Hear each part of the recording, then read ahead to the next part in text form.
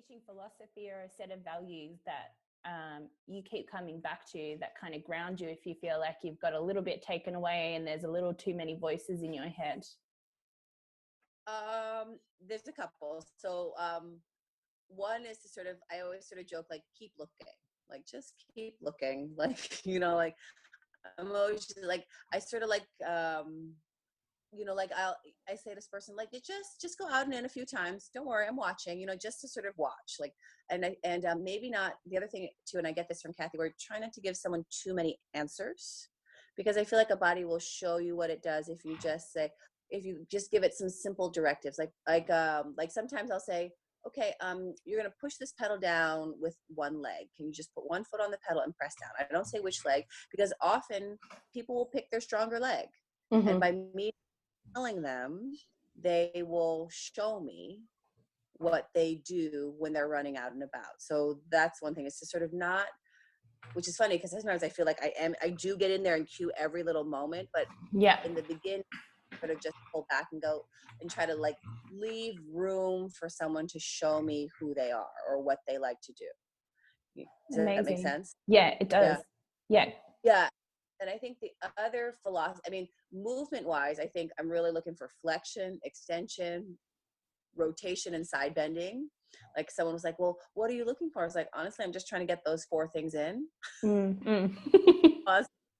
Like very simply, those 4 things. And then I think the other structure I deal with is sometimes I really deal with like a very classical Pilates structure, like hundreds row, like I think of like that whole structure. And other times I'm like, what do I want to do? Or if I see this client a lot, like, let me make them do something. Let's just do everything we don't normally do. Because it's like, internal Pilates cross training, because it's like, if you're always doing the same thing, that's great. But in other times it's just like, I'm tired and I'm bored and I want to. It gets stagnant. Yeah, it gets really stagnant. Sorry, did you want to finish? Nope. You were saying that you teach a lot of instructors and you also travel and go to a lot of workshops and hold a lot of workshops. Is there a few things or a few common themes that you find that instructors always ask you or seem to be struggling with? Not necessarily on the mat, it can be completely off the mat as well. Really funny. Actually, I taught one yesterday, which is really funny. And this one person, so I was setting them up for, the exercise where you lie down on the floor in front of the Wonder chair, and you have your feet in a frog position, your legs are in a frog position, and you press the pedal down. And setting these people up in this position, and someone said, how far away should they be from the pedal? And I went, I don't know. It's kind of true. It's like, honestly, I'm just going to wait till they get down there and look and go, that doesn't look right. Which is, I'm not one of those people. And I think one of the things that we get caught up in is like trying to, and I think this happens because of training programs, which I'm not, because you do have to come up with some sort of like system, but where it's like, well, when you go to do the hanging pull-ups, you stand, your arms length away from both. It's like, kind of. So I think that's one of the things that it's funny, because I sometimes get asked things like that a lot, where, like, well, what are, So it's the doing it perfectly. It's the rule. Like, what's the rule? Tell me the rule. Like, so I can go and do the rule. Right. Yeah, that's right. And like people always ask, like, why don't you do a training program? I said, I don't think that's my skill. I think my skill is being like, okay, so you now think you know stuff.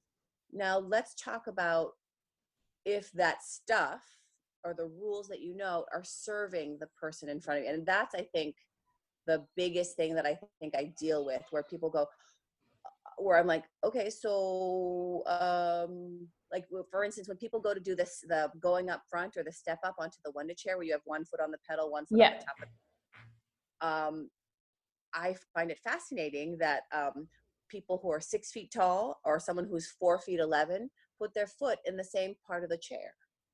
Like, I had 2 people, like I've had that where and I go to the person who's 4 feet 11. I go, why is your foot in the middle of this chair? And she goes, I don't know. I was told that that's where the foot goes. I said, okay. And then I go to the person who's 6 feet tall and I go, and why is your foot in the middle of the chair? And she said, same answer, right? Yeah. And I go, I think Miss 4'11", you know, the person who's short, I think you should maybe bring that foot closer to you, and maybe let's put something under the pedal, because look at, like, you know, you look at two different people, and that's the thing about the rules. It's like, are the rules serving you? So I think that's my sort of big thing, is I like to sort of be a rule breaker, but that's thinking, hopefully. Yeah, that's really interesting. That's my sort of biggest thing. And then, I don't know, I'm trying to think of what the other thing is. And I don't know, it's like people, I feel like it's almost like I'm not really teaching, which is why I'm laughing right now, because sort of like I'm just giving people permission. Like I taught this girl this rollback yesterday, and she said, yeah, it just feels like I'm doing something wrong. I said, really? Because you're doing it great. She's like, yeah, I just thought it was wrong to really tuck and curl my pelvis under. It's like, well, not at that moment. It's not, you know, like, yeah, if you did that maybe in footwork all the time, yeah, that wouldn't be great. But right now it's, you know, it's totally appropriate. That's very interesting. So you feel like some of the time, especially when you're teaching instructors, that it's not actually that you're teaching, it's that you're giving them permission. Yep. Yeah, wow. So, well, what are we trying to achieve? And does this help achieve it in a better way? Or, hey, if you're always doing a Pilates V and your hips are hurting and it doesn't hurt if you're in parallel, then why aren't you in parallel? You know, like I had this guy, he's beautiful, and he was in the classical Pilates DVDs, and he was actually going to give up Pilates. And his girlfriend was like, can you just please come and have a session with Blossom? And he came, and he was doing pulling straps on the reformer, you know, the one with the where you pull the strap. And he got on the perfect way and put his feet in his Pilates V. And I kind of went, okay, that's interesting. Let me just try something. And I did a little thing where you know, those headrest pillows. Yeah. I put it between his feet, and I said, okay, hold on to that for me, which made him go parallel. And I said, how does that feel on your hips? He said, better. I said, well, why don't you do it that way? And later we talked about it, and he said in his head, it was just like, it was like, because that's the position. It's like, well, but it's not helping. You know? And maybe that's what we can all do. Like where is there just kind of these hidden blocks where we just don't even know we're obsessing over something always being a certain way?